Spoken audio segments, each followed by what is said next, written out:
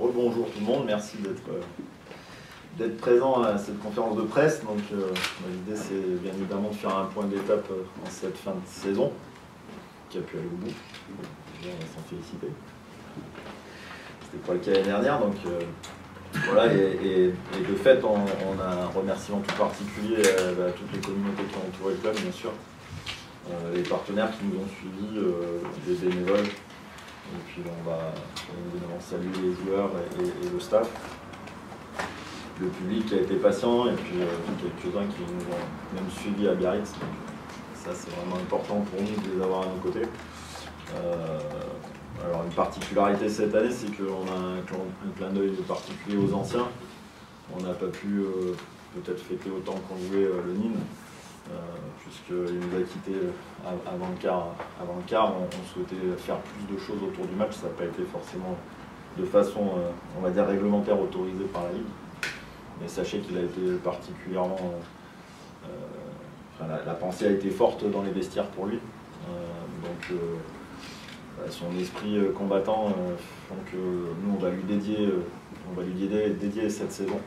Parce que si on regarde l'engagement et finalement les qualités dont a fait preuve notre groupe, je pense qu'il pouvait se reconnaître dans cet effectif-là. Donc on va faire en sorte de communiquer, et pendant cette période de transition entre les deux saisons, on le mettra en avant, et donc on va lui dédier cette saison. Si on revient sur notre encadrement et puis finalement tous les joueurs qui vont nous quitter, donc on veut aussi bien évidemment avoir une pensée pour eux. Bien évidemment Steph qui a fait un parcours chez nous haut en couleur. Il était encore dans l'énergie, je crois tard, enfin samedi, je ne sais plus. Bon, en tout cas il a su mener ce groupe de façon efficace, même si on a démarré la saison particulière dans la douleur. Je crois qu'il faut enlever les qualités de ce staff et de ce collectif à avoir pu redresser la tête, jamais rien lâché. Donc un clin d'œil particulier à Steph, Sissou et Cyril. Et puis alors après, plusieurs joueurs vont nous quitter, vous le savez. Alves, Boucher, Demotte, Guéraud, Jaco, Nanette, Neparidze, Ostrikov, Selponi, Simutoga, Tofa, Tupola, Tupino, Rosset, Trotta. Alors deux clins d'œil, un plus court, un peu plus subi on va dire, puisque Fifita nous a appris ce matin qu'il actionnait sa clause. Un petit cadeau de Sénécal puisqu'il va rejoindre le nouveau club du Sénécal. Bon, on l'a appris ce matin, ça pique toujours un peu, mais c'est comme ça. Néanmoins, et pour autant, c'est un guerrier qui a été à nos côtés, donc on veut le saluer, et son engagement a été jusqu'au bout complet. Donc bien évidemment, on lui avait fait une offre, on lui avait même proposé de rester 2 ans. C'est ainsi. Et puis vous le savez peut-être déjà, mais Dion a eu une offre qu'il ne pouvait pas refuser. Donc là, on est beaucoup dans l'émotion parce que Dion a beaucoup apporté par son engagement, par son état d'esprit, et puis par ce côté affectif finalement au fil du temps. Et il a été il a vécu une période douloureuse sur ces 3 derniers mois. Il ne l'a pas montré sur le terrain, mais on a énormément échangé tous autant que nous sommes avec lui, parce que jusqu'au dernier moment, il ne savait pas quel choix faire. Et en fait, il a fait le choix rugbystique, puisque c'est son club historique qui lui a fait un pont d'or pour finir sa carrière. Donc il part avec un contrat jusqu'à fin 2023. Au-delà de l'aspect financier, il y a l'aspect symbolique. Il y a des moments où on ne peut pas lutter contre tous ces arguments-là. Il était bien en France, il avait la nationalité française, il avait un projet, mais ça l'a refait basculer dans le monde rugbystique, qui est ce monde si particulier du rugby professionnel, et on ne peut pas lui en vouloir. Et en tout cas, on l'a vu jusqu'au bout aussi, il s'est battu. Et voilà. On va... beaucoup d'émotions parce que c'est un grand monsieur. Voilà. Je te laisse la parole. Merci. Ouais. Puisqu'on est dans les remerciements, j'en profite quand même pour aussi remercier l'ensemble du personnel du FCG, puisque je ne dis pas que bien sûr on est sorti de la crise sanitaire, mais ça va un petit peu mieux quand même. Et on peut reconnaître que tout le monde a été exemplaire durant tous ces longs mois. Donc je tiens à saluer toutes les équipes. notamment aussi le staff médical qui a fait un gros boulot de suivi. Et un petit clin d'œil quand même au team manager, Romain David, qui a été aussi un acteur majeur dans cette période-là. Un petit mot justement sur l'équipe professionnelle. La progression, je dirais, au classement, vous l'avez tous vu. Elle est significative. Pour passer de la 12e place à la 6e place, il a fallu effectivement ferrailler sur ce début d'année. Juste pour quelques repères, 47 joueurs utilisés. C'est assez conséquent. On a bien vu un groupe qui a vécu une belle rotation. On peut être assez fier, puisque c'est dans le projet, quand même d'être très bien classé au classement des GIF. Et puis on est les premiers dans les 6 qualifiés, puisqu'on a dépassé le cap de 18 GIF de moyenne sur les feuilles de match. Donc ça fait partie du cap, donc c'est un indicateur intéressant. Et en corrélation, on a 18 jeunes du centre de formation qui ont participé à l'aventure. Donc ça aussi, ça représente plus de 20% je crois, du temps de jeu, donc c'est quelque chose aussi qui est significatif. Un petit mot également sur le reste du club. Vous avez vu tout un nombre d'actions qu'on a pu faire pour garder le lien à la fois avec nos partenaires ou avec nos supporters. Donc ça aussi, je tiens à saluer les équipes pour ce travail-là. Il y a eu un temps fort quand même dont on est très fiers, et c'est pour ça que je le redis avec beaucoup de force, c'est le FCGE Live, qui est vraiment un événement, je dirais, vraiment très innovant. Ça nous a fait basculer dans une nouvelle ère, l'ère de la digitalisation. Ça a été aussi, entre guillemets, les avantages de la crise. On peut en donner quelques chiffres rapidement. Ça fait 40 heures de direct quand même sur 4 jours. En tout et pour tout 20 000 spectateurs. Et on a quand même récolté 40 000 € de dons. Il y a eu un pic de plus de 4 700 personnes qui ont assisté au match Espoir le dimanche après-midi FCGE Oyonnax. Donc c'est quand même quelque chose de vraiment novateur pour nous et qui nous fait rentrer dans une dynamique très intéressante, parce que ça va nous permettre de proposer désormais à nos publics des contenus de manière totalement différente, novatrice et assez moderne. Voilà. Une petite actualité rapidement sur les Amazones. Donc les Amazones ont atteint leur objectif dans la douleur forcément, mais elles ont atteint l'objectif de se maintenir dans cette poule élite, donc c'est quelque chose de très positif en finissant deuxième de la poule de Play-Doh.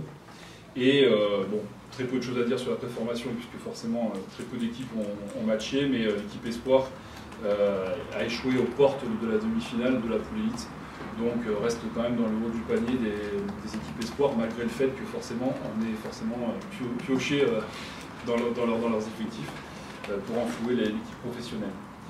Un événement à venir, important aussi pour nous, parce que ça fait sens, c'est la semaine du développement durable, en partenariat avec la métro. Donc c'est du 31 mai au 5 juin. On a toute une semaine de sensibilisation, d'initiation à certains ateliers, à certaines activités autour de la thématique du développement durable au sens large du terme. Un objectif, bien sûr, de promouvoir le RSE, mais aussi un objectif de cohésion interne entre les bénévoles et les salariés. Donc je pense que ça va être une semaine assez sympa, avec le beau temps qui est revenu en plus. Donc voilà, un événement pour clôturer la saison qui est intéressant pour vous. Voilà, je passe la parole à Fabien. Bonjour tout le monde. Je vais essayer de vous donner un peu d'informations sur le secteur sportif. Vous parler de nos ambitions pour la prochaine saison, de la composition du staff, parce qu'on ne l'avait pas complètement annoncé la dernière fois qu'on s'est vu. Vous parler aussi du plateau de performance que l'on va mettre en place au sein du club, la composition de l'effectif pour la saison prochaine et différents axes de travail aussi qu'on va mettre en place. Vous parler de nos ambitions, je vais vous parler des miennes et de mes objectifs, parce que je les connais. Et aujourd'hui, vous savez que je suis revenu pour remettre le club à sa place. Et lui permettre de continuer à grandir, de permettre de travailler aussi avec l'ensemble des acteurs pour continuer à structurer ce club et pour à la fois mieux communiquer, peut-être encore mieux collaborer et qu'on puisse dans toutes les strates du club atteindre nos objectifs. Nos objectifs communs, j'ai encore pas vu les joueurs, j'ai vu tous les membres du staff, donc je pense qu'on est assez alignés. Mais ces objectifs, on va les co-construire ensemble et dès le 1er juillet. Donc là, aujourd'hui, au niveau de l'actualité, on se prépare pour être prêt début juillet. Prêt, alors je vais paraphraser Stéphane, hein, que je remercie également pour sa bienveillance et pour toute l'énergie qu'il a mis à ce qu'on ait une passation qui se fasse dans la douceur, l'ensemble des membres du staff. Mais aujourd'hui, voilà, on va se préparer à performer sur 30 matchs, parce que Stéphane l'a dit, c'est un marathon, je l'ai vécu aussi, j'ai connu cette division. Et pour pouvoir performer sur 30 matchs, il va falloir qu'il y ait des facteurs et qu'on mette un petit peu des choses en face. À la fois qu'on prenne nos responsabilités, que ce soit le staff, pour proposer un projet de jeu dont les joueurs vont adhérer et qui correspond au profil que l'on a dans notre effectif. Il va falloir qu'on fasse des efforts, beaucoup d'efforts, se montrer exigeant, se montrer rigoureux. Et il va falloir qu'on s'adapte, parce que voilà, aujourd'hui, ce qu'a dit Nicolas est totalement vrai par rapport à l'état d'esprit qu'a montré l'équipe. Ils ont dû s'adapter, ils ont montré de la résilience dans un environnement et une période Covid qui n'était pas simple. Ils ont réussi à passer outre tout ça pour se qualifier et malgré tout mieux finir la saison qu'elle avait commencé.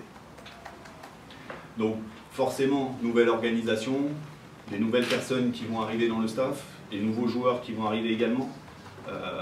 Je vais pas employer le mot transition, mais ça va être une année pour moi de connexion où il va falloir très rapidement mettre tout ce beau petit monde sur la même marche et surtout sur la même direction. Et il va aussi falloir, pour qu'on aille à atteindre ces objectifs, parce qu'on ne va pas le réaliser seul, donc il va falloir qu'on se reconnecte aussi avec notre environnement. Je pense à nos salariés, je pense à nos jeunes joueurs, à nos éducateurs, à nos supporters, à nos partenaires, à nos anciens joueurs, vous les journalistes qu'on a un peu plus croisés plus facilement, nos bénévoles. Et ça, voilà, il va falloir qu'on le fasse, il va falloir qu'on suscite l'adhésion et qu'on fasse venir les gens au stade aussi. Et c'est tout le défi qu'on aura à porter dès demain matin. Concernant la composition du staff professionnel, donc vous avez annoncé pas mal de noms la dernière fois qu'on s'est vu. Donc Arnaud Egui va nous rejoindre sur le poste d'entraîneur des avants. Nicolas Nadeau va nous rejoindre sur le poste d'entraîneur des trois quarts. Donc on va ensemble tous les trois porter le projet de jeu à la fois offensif et défensif. Ils seront assistés de Jean-Noël Perrin sur la mêlée pour Arnaud. Également Lionel Ringeval qui viendra l'accompagner et lui donner un coup de main sur la touche. Alors Lionel va conserver ses prérogatives sur les U21, mais va venir également consolider ce staff et travailler avec nous sur notamment la touche. Et Jean-Noël aura des missions également sur la formation. Ouais, Jean-Noël aura aussi ces missions qui vont s'élargir encore plus sur la formation parce qu'on a une vraie volonté de travailler en transversalité sur ce poste de première ligne et sur le développement de nos joueurs. Lyonnaise Anselmoz, qui est également coach U21, viendra travailler avec nous et accompagnera et nous aidera avec Nicolas sur l'entraînement des trois quarts et d'autres aussi paramètres. Je vous avais annoncé l'apport de Steven Stefano spécifiquement sur les attitudes au contact. Dany Debire aussi interviendra auprès de nos buteurs sur le jeu au pied. Et Jérôme Vernet, bien évidemment, en tant que directeur sportif du centre de formation, sera avec nous. Il va aussi nous accompagner dans la coordination du suivi de nos joueurs et interviendra aussi sur des séances d'entraînement spécifiques sur les skills, des choses qu'il maîtrise. Romain David a été salué tout à l'heure par David, il sera bien évidemment encore le team manager l'année prochaine. Un staff, c'est pas que la partie terrain, il y a aussi nos préparateurs physiques qui seront à nos côtés et qui vont travailler tous les jours avec nous pour bien préparer nos joueurs. Donc Patrick Chassin, Benjamin Simon-Cotte et Robin Panisset seront également là l'année prochaine. Nos deux analystes vidéo, que ce soit Luc Burke et Evan Thompson, seront avec nous. On aura un secteur médical avec Victor Cubillet et eux Delier qui étaient déjà en poste aujourd'hui et qui vont continuer l'aventure. Christian Rizzi qui sera à nos côtés dans son rôle aussi de directeur administratif du centre de formation. Et après, j'oublie pas aussi notre staff d'organisation, parce que sans eux aussi, on peut pas mettre tout en place. Donc il y a Bruno, forcément, Jean-Marie, Bernard et Jean-Pierre. Ce staff, je l'ai construit, je vous en avais parlé, dans une logique de complémentarité, tant en termes de compétences, tant en termes de comportement, tant en termes de capacité à innover, et aussi pour répondre aux enjeux de structuration du club et la création d'un plateau de performance qui vient en continuité du plateau développement. Alors pour rappel, le plateau développement il va des U15 au U18 et de tout le secteur formation qui sera chapeauté par Franck Corillon en tant que directeur sportif du secteur formation, et avec le centre de formation qui a une place centrale aujourd'hui entre ce dernier échelon des U18, la passerelle des U21 avec le secteur pro. On intégrera également dans ces réflexions et dans ce travail mutualisé nos Amazones pour leur permettre aussi de bénéficier des intervenants du plateau de performance dans la mesure du possible et en fonction des différents rythmes et calendriers de semaine pour qu'ils puissent aussi travailler avec les intervenants du plateau de performance. Les enjeux du plateau de performance, c'est d'avoir une approche globale dans la continuité du plateau développement, de mettre en place une organisation complémentaire et fonctionnelle, d'améliorer notre communication interne, d'être précis et efficace dans le suivi de nos joueurs et de développer notre identité FCG, que ce soit en termes d'état d'esprit et de méthode.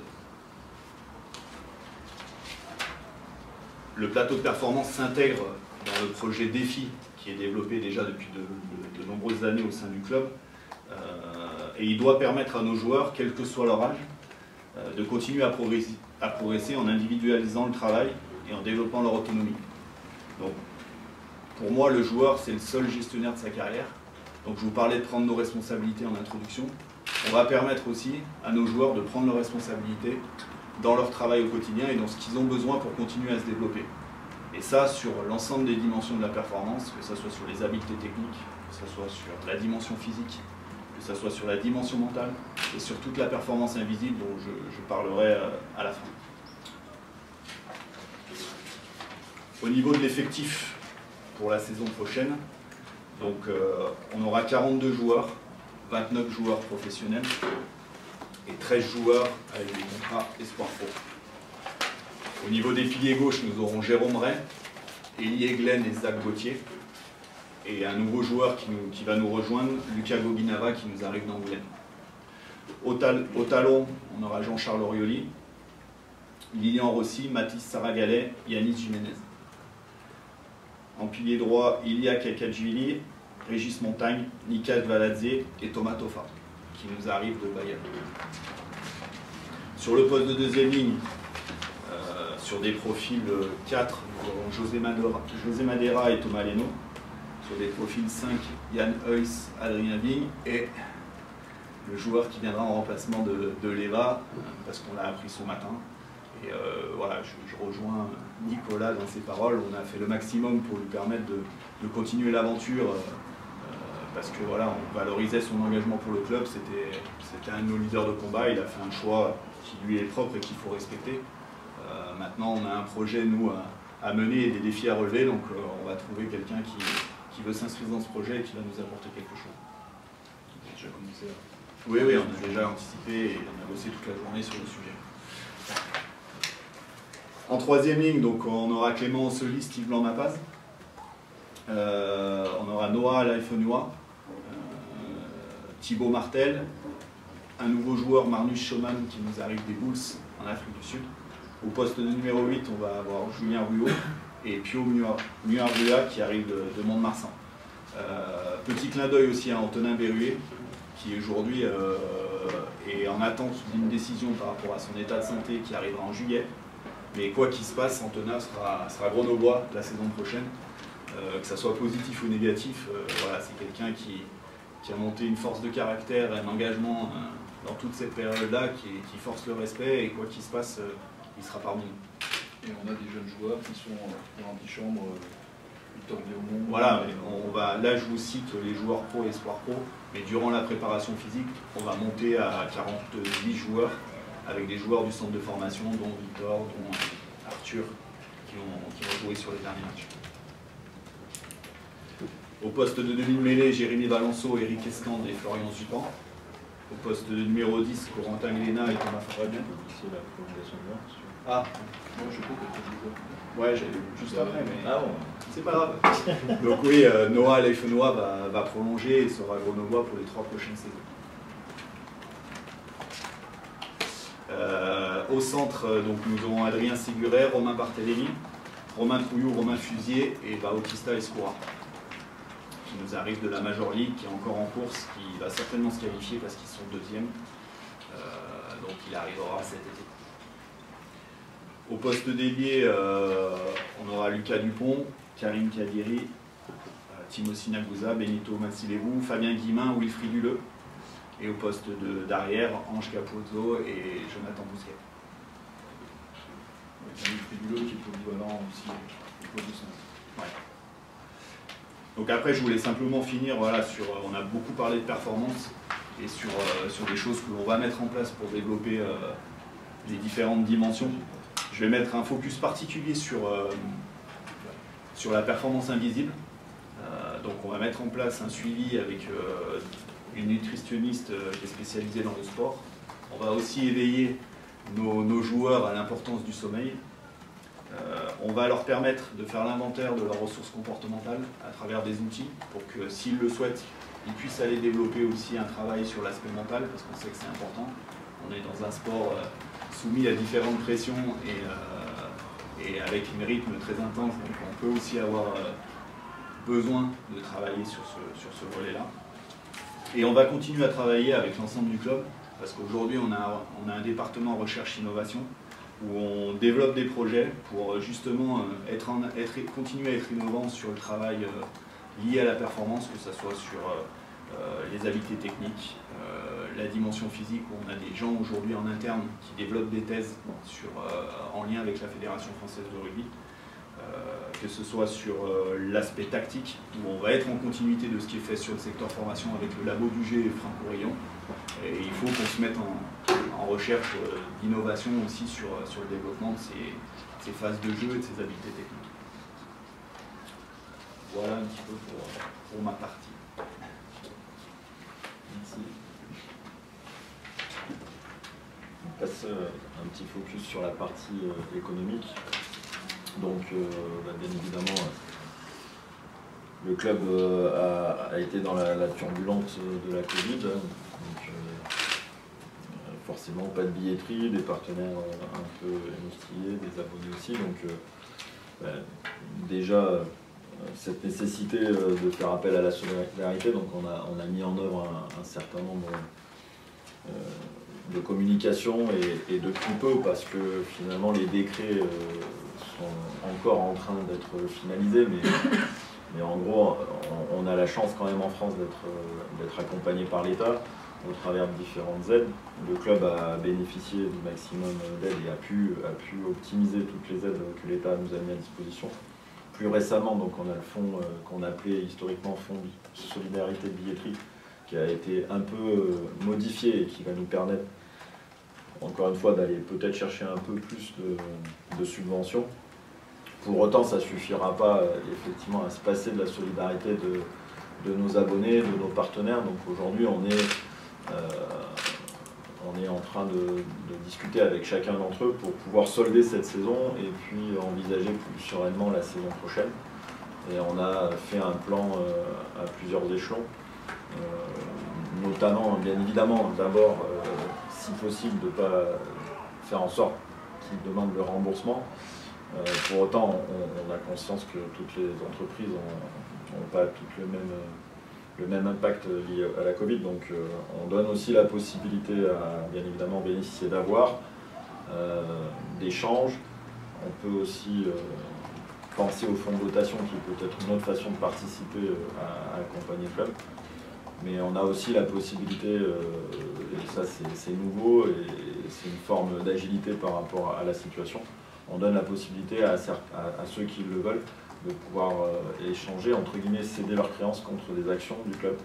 Parce que depuis plusieurs années, le club est dans cette dynamique-là de pouvoir ouvrir son capital, déjà au travers des FTP, puisque nous sommes plusieurs entrepreneurs. Et cette année, on va aussi utiliser cette opportunité pour pouvoir embarquer peut-être d'autres entreprises grenobloises pour que finalement ce cercle s'élargisse et qu'on soit plus fort. Donc voilà, pour la partie entre guillemets économique, partenaire. Après la partie abonnés, bien évidemment on ne peut que les remercier. On a fait en sorte de rester au contact le plus possible de ces communautés. On a fait appel et on remercie les Mammouths et les Alpins puisqu'ils nous ont aidés, notamment dans la campagne des portraits. Ils ont toujours été là, ils ont toujours été à nos côtés. Donc, et c'est les premiers qui nous ont fait preuve de solidarité en disant qu'ils ne demanderaient pas de remboursement. Donc forcément, on ne peut que s'incliner par rapport à cet amour et cet accompagnement. Donc beaucoup d'abonnés les ont suivis dans cette démarche. Maintenant, on va donner la possibilité aussi à ces abonnés d'avoir des avoirs ou des trocs de marchandises. Notre ambition, c'est vraiment de repartir sur une dynamique, c'est-à-dire que la Covid a fait mettre un genou à terre au sport en général, au sport professionnel en particulier, mais le FCG est fort, c'est une marque qui va bien au-delà d'une crise. Donc notre ambition, c'est aussi de profiter de cette opportunité pour pouvoir aller chercher de nouvelles communautés et comme le disait Fabien, c'est donner envie aux gens de revenir au stade parce qu'il y a quand même une forme de dépression après cette période-là et il va falloir reprendre des habitudes. Donc on va élargir notre offre, parler à un public probablement plus large, réorganiser notre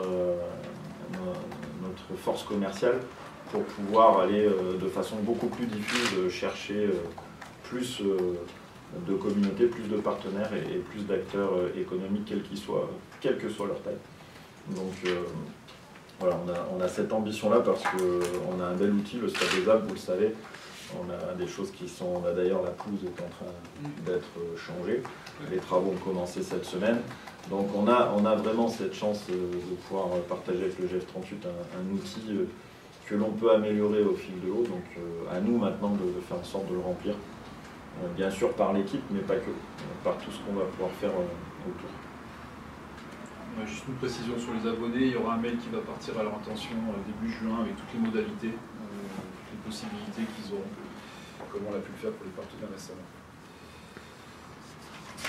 Juste un focus rapide sur les infrastructures. Donc effectivement, comme l'a dit Nicolas, voilà, la pelouse du Stade des Alpes est en pleine rénovation. Donc on est parti pour une dizaine de semaines de travaux et on a l'espoir bien évidemment que tout soit finalisé avec une pelouse effectivement hybride chauffée qui permettra aux deux clubs de jouer dans des très bonnes conditions et la pelouse sera prête pour le début du championnat.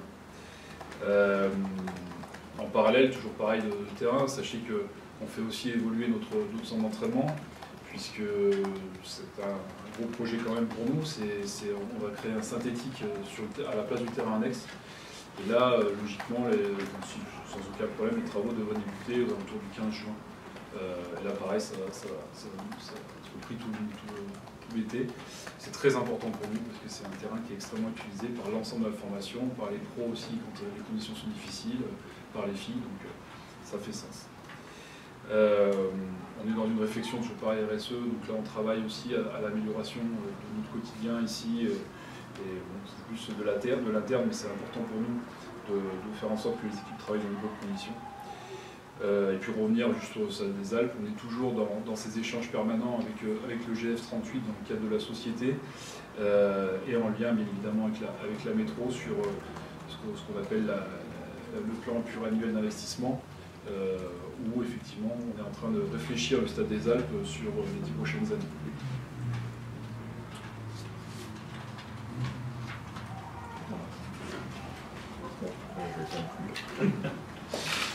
Donc en conclusion, bien, voilà, vous avez pu voir, j'allais dire, un certain nombre d'actions autour du club. Ce que je pourrais dire en conclusion, c'est que, vous l'avez déjà dit, on a fait en sorte de se servir de la Covid comme une opportunité. Le club est en pleine mutation. Sur l'aspect sportif, on garde le cap. Malgré la Covid, on a toujours l'ambition, comme l'a dit Fabien, que ce FCG retrouve sa place là où il doit être. Donc on va tout mettre en œuvre pour le faire. Mais aujourd'hui, dans le monde dans lequel on est, en tout cas le sport professionnel, se doit aussi en parallèle de son projet sportif d'avoir un projet économique. Et c'est sur ça qu'on a travaillé depuis des mois. Donc le club est en pleine réorganisation, restructuration, avec des ambitions fortes aussi de ce côté-là. Parce qu'un club, aujourd'hui, compte tenu de l'évolution, j'allais dire, normale, parce que c'est pas un jugement de ma part, mais des politiques qui, petit à petit, ne sont plus au cœur de notre système économique. Nous devons de plus en plus être autonomes, nous devons de plus en plus avoir nos propres actifs, nous devons de plus en plus avoir une capacité à augmenter nos fonds propres. Donc c'est vraiment ce travail-là de l'ombre qui a été fait depuis des mois, et on a pour ambition d'aller vers l'acquisition d'immobilier par exemple. On n'a pas perdu l'ambition d'avoir notre propre centre technique de performance. Bien évidemment, on discute avec les gens qui nous louent, si je puis dire ainsi, nos équipements, mais demain on va aller plus loin, on va être autonome. Donc on est en train de travailler sur ce sujet-là. Nous avons aussi l'ambition de porter la marque FCG sur un certain nombre de créneaux qui seront en lien avec les valeurs du club, qui auront une utilité. Je peux vous citer par exemple un projet qui est en cours de gestation et qui a bien avancé sans jeu de mots, mais le FCG demain portera peut-être des micro-crèches. On est aussi acteur de l'emploi d'une certaine manière, donc on a toujours l'ambition d'évoluer dans ce monde-là et de faire le lien de façon très concrète entre ce monde de l'entreprise qui a un gros réseau autour du club et le sport. Et donc ce vecteur commun, c'est bien l'employabilité, l'emploi et la possibilité d'aller vers l'intégration professionnelle. Bref, on a de plus en plus d'actes concrets qui nous amènent à avoir effectivement autour de nos équipes, autour de notre organisation sportive, une vraie organisation économique.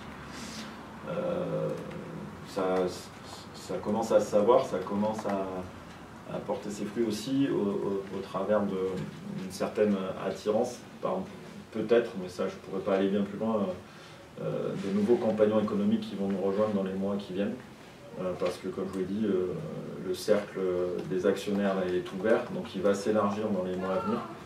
Et puis nous sommes aussi en discussion avec des partenaires qui ont une nouvelle approche du partenariat et qui va bien dans le sens de notre politique globale autour du club. Voilà. Merci.